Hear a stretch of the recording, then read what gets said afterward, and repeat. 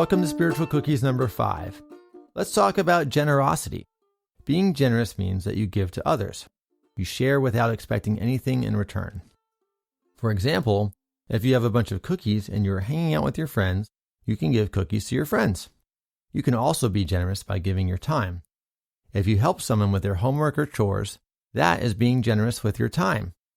There are many ways we can give to others. We can think about how generous God is with us.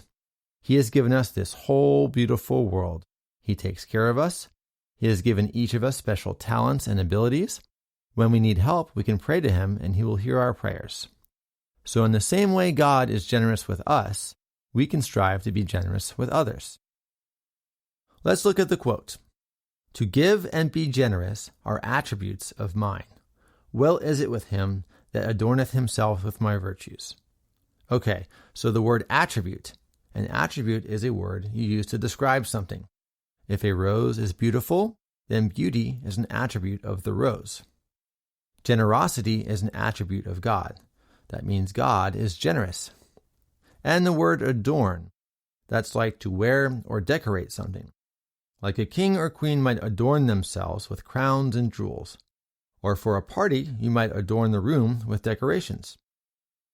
In the same way you can adorn yourself with nice clothes or jewelry, you can adorn your soul with virtues like generosity and kindness. Okay, time to practice the quote. To give and be generous are attributes of mine.